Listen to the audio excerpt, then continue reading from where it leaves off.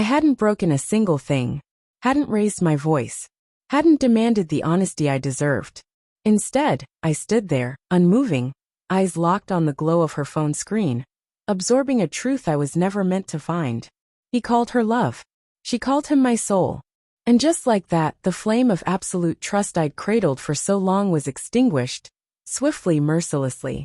I didn't scream, didn't plead, didn't ask why. I simply picked up my keys, slipped my wallet into the back pocket of my jeans, and walked out the door. No dramatic exit. No accusations. Just a haunting silence. The kind that speaks louder than any goodbye.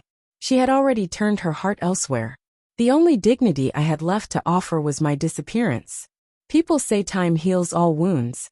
But that's a comforting lie whispered by those afraid to admit the truth. Time doesn't heal.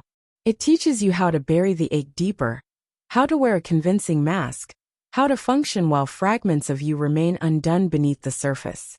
That first night, I crashed on the scratchy sofa of someone I barely knew, a colleague I'd exchanged passing words with in crowded hallways. I told him I needed a place to stay just for a while. He didn't ask questions. Maybe he didn't need to. Maybe the sorrow was written plainly in my face, in the way my shoulders sagged under invisible weight. I deleted her number that night. Not out of anger, not out of vengeance, but because I feared what hearing her voice might do to the already fragile remains of who I was. I gathered what little I had, left the city, and moved to a new town. Took up a job restoring old broken homes, structures long forgotten, their beauty hidden beneath decay. There was something cathartic about tearing out warped floorboards and splintered beams, breathing new life into what others had abandoned. It mirrored my own healing, brick by brick, board by board. But the nights, they were brutal. Not because I missed her, but because I mourned the version of her I had believed in. The version I had loved without reservation. It wasn't her absence that ached.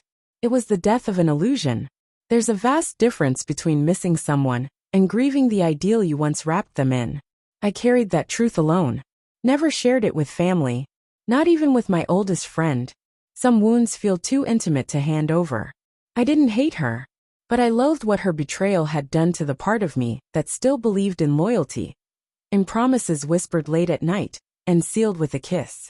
And just when I had stopped checking over my shoulder, just when I had stopped tracing her name in the fog of memory, she reappeared. It was a quiet Saturday. I had just finished a long, punishing shift, my clothes heavy with sawdust and streaked with dried paint. I was unlocking the door to my modest place when I heard the sound of tires crunching against gravel. I didn't look up. Not until I heard her voice. "Nathan." I turned slowly, and there she was, the woman who had unraveled me. She stood there like a ghost, familiar yet altered, her spirit worn thin like weathered silk. Not physically broken but drained. Like a house that had stood too long in the rain, untouched, unloved. I didn't speak. Just met her eyes, letting the stillness between us speak for itself. She stepped closer, her voice trembling. "I've been searching for you for months." I gave a small shrug. "Looks like you finally found me." She clutched a worn photograph in her hands. One of us, from a trip 2 years ago. We were laughing carefree, caught in a moment I once thought defined us. "I destroyed everything," she whispered, her voice cracking like old timber pulled from beneath rot. "I don't expect forgiveness. I just needed to face you and say I'm sorry. Deeply, truly sorry." Every part of me wanted to erupt. To ask why. Why she'd thrown it all away.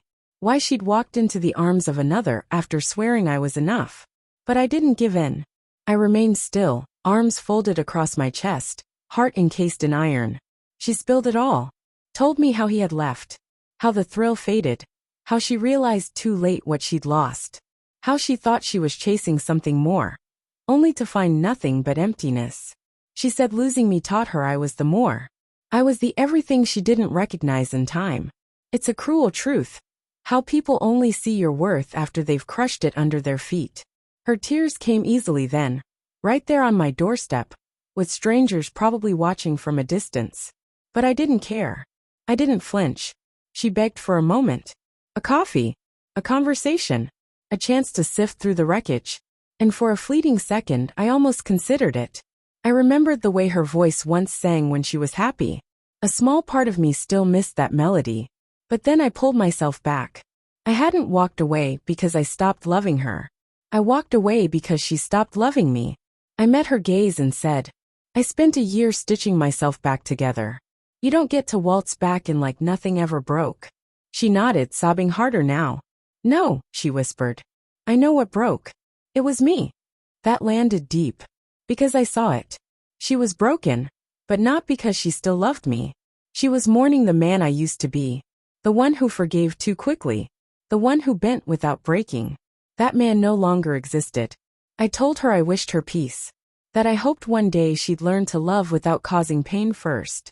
And as her cries filled the space between us, I didn't reach for her. That wasn't my place anymore.